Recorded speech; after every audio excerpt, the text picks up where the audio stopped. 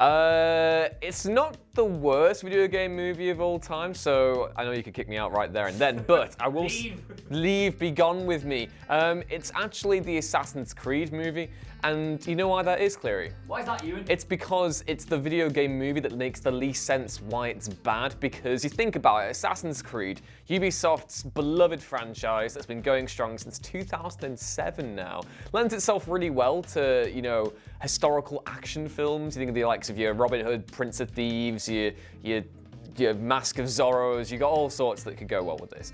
And the idea with video game movies is that a lot of them really fail because they just retell the story of the video game they're adapting.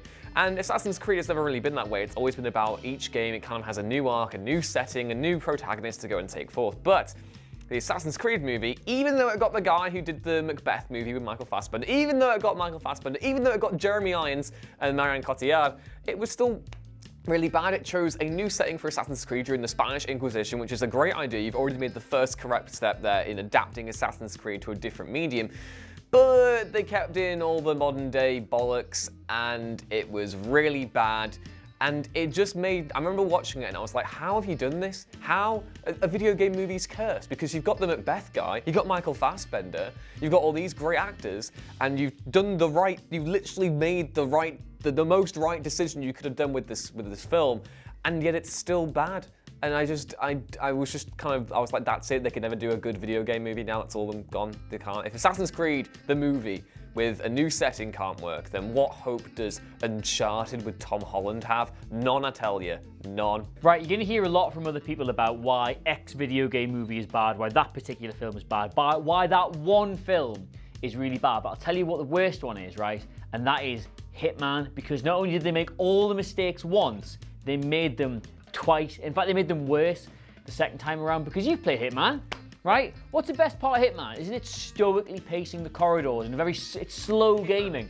Yeah, just being very subtle and very discreet and walking around and planning your route and double checking things 2 or 3 times going, right, I think I've got that. I've spent full half hours just sat on Hitman, just standing in one place watching people walk past going, yeah, so they go there and then they go there, which doesn't really translate well to a film, or if it does, it's a very nuanced film, right? So when they came to make the Hitman film, what they did was they thought, what's this about? Man with a gun? Ah, right, okay, I know how to do that. And every single scene is explosions and car chases and shootouts and everything. And it is the most un-Hitman approach to anything they've ever done. Also, crucial failing they made in both of them was casting non-bald actors to play a bald part. Because when I watched that, I was sat there going, wow, Timothy Oliphant looks weird with a shaved head, doesn't he? That's just, it throws you off all the way through. It throws you off all the way through. And then they just did it all twice.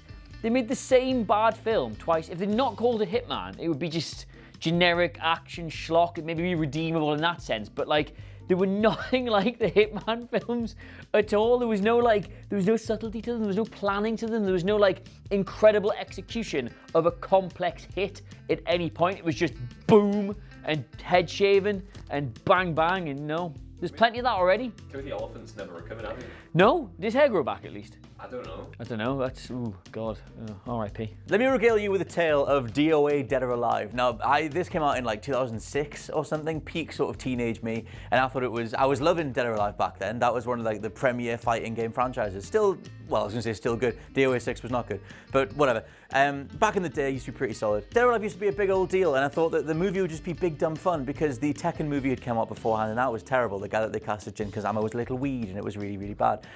So I thought all they're gonna do for DOA is the Way of the Dragon style setup. You invite everybody to an island and you get them all to fight off. And the fight scenes, to be honest, they're not that bad. They're not terrible. But literally everything else is. And it tries to be like really cheesy and embrace the sort of tone that's in the games kind of thing. But the games were never known for their story. They're not brilliant narrative, experiences. It's Kasumi's in a test tube and she's the ultimate fighter, and Hayate is actually Ain, or Ain's actually Hayate. It doesn't matter. The whole point is, in the game, it's the biggest pile of cheese that you've ever seen. And from the beginning shot, where Devon Aoki's Kasumi leaps off like a bunch of dudes atop on what looks like a feudal Japanese temple, turns out they're actually at the top of a mountain, and she's actually got a wingsuit underneath her robes, and she flies away as the credits sort of kick in. All my friends at the same time when I saw it back in the day went, "Are you kidding? Is this really what we're going to watch for the rest of like an hour and a half?"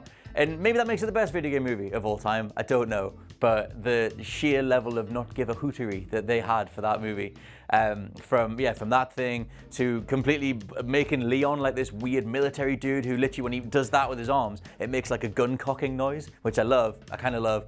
And then there's a whole thing when Tina does a kick and it sounds like an aircraft coming in, and it kind of goes like, and she nails a guy in the face. It might actually be brilliant. Like if you sort of go with the whole it's meant to be bad thing and they're just having fun. It's directed by Corey Ewan, who's like, you know, sort of known as like a good action choreographer kind of guy. Yeah, it's bad, but like good now. It might actually be really good now. Ben Roy, this is so bad, not necessarily because it's the worst made movie on this list, although it is crap and naff and rubbish, but because it actively hates the franchise it's based on and actively hates you and me for giving a crap at all about it. It is Resident Evil, the final chapter, which unfathomably I was like invested in. For years I'd followed this franchise that was kind of good. You had Resident Evil 1 and then really bad. You had Resident Evil Apocalypse and pretty much everything that came after, but somehow I was in there. I love this franchise so much. I love the game so much that I followed the story, even quite liked Alice, and I wanted to see how this series had ended because it's been, weirdly enough, a big part of my life. So I was looking forward to the final chapter for years as it got delayed and the production was pushed back, and I was checking Wikipedia all the time to check the progress if it was ever going to come out.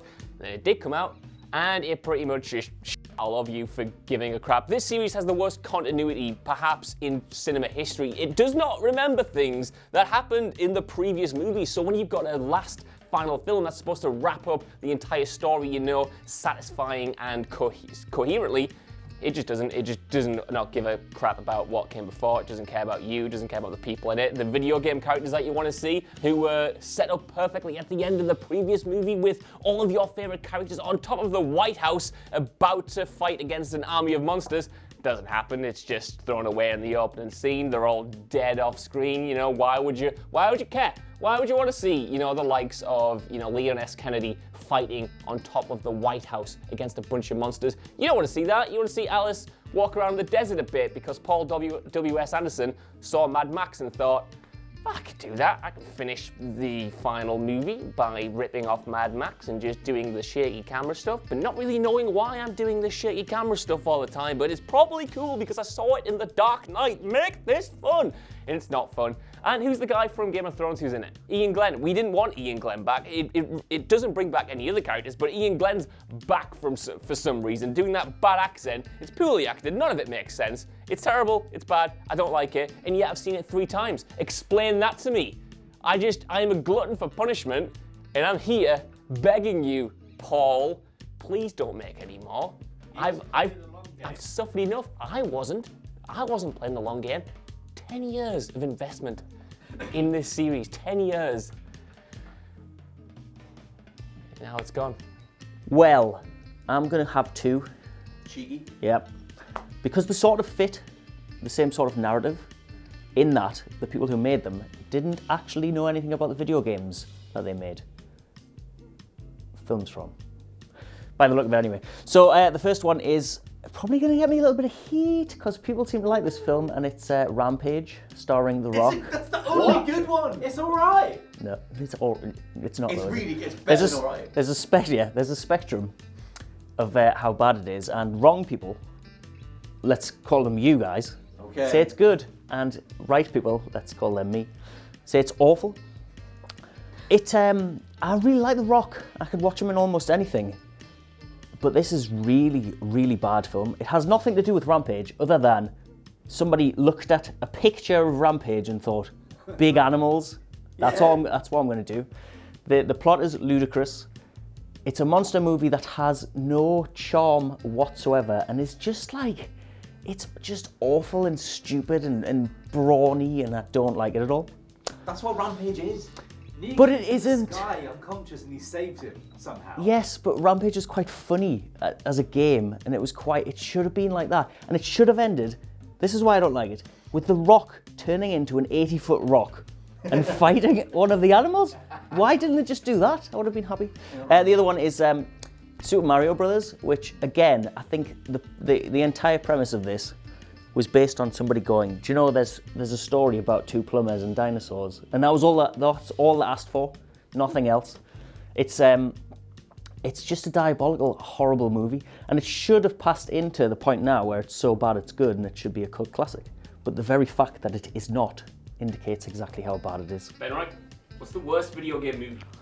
Well, I was going to probably go with Resident Evil: The Final Chapter, but as you've taken it, and it's 2019, so something else, something worse is being created. Worse? Yes, do you remember Doom 2005? Nobody does. It was alright, wasn't it? Carl Urban in it. Carl Urban's a lad. You got The Rock. It was not alright. You've got that guy that plays the really grimy person all the time. He's also in Mandy at one point. But there is some sort of cohesive story there, and it's actually like there's a budget in this film. Then we get to 2019. Get ready for it. Doom Annihilation. No! Had this on my watch list for quite a while. Just saw this coming. I was like, oh, there's a Doom film coming out. I want to see it. I need to know. For integrity, I need to know what this film is going to be about. It's going to be good. Utter trash. I don't know how I can really talk about it about swearing, because imagine this film, right?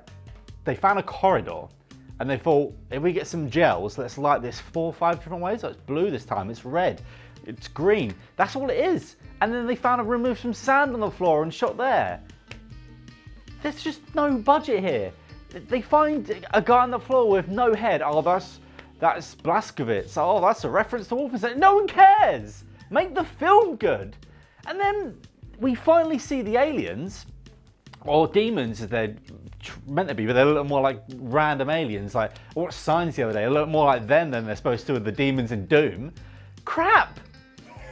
And then they just launch, the Gaki demons launch a fireball. And then it's like, you just launch, you know, they shoot the fireballs at you, but it's like, ugh. The BFG looks like a toddler made it. Looks like a Playmobil. It's just, what the hell is it? Look at 2005 Doom, BFG, sick. This on 2019, rubbish. Why does this exist? I'm pretty sure this is the reason why Doom is being delayed till next year. Not anything else. This has put such a tarnish on Doom after this. Not even The Rock and Carl Urban returning for one last little, punch up. Like, ain't gonna save it. Just give up. Like, we've seen all these bad examples, but it's just like they go, oh well, it's just call it Doom. No, stop it. Give up. It's so easy to make this, and you just ruined it. Watch Doom 2005. Don't do that. It's a good film.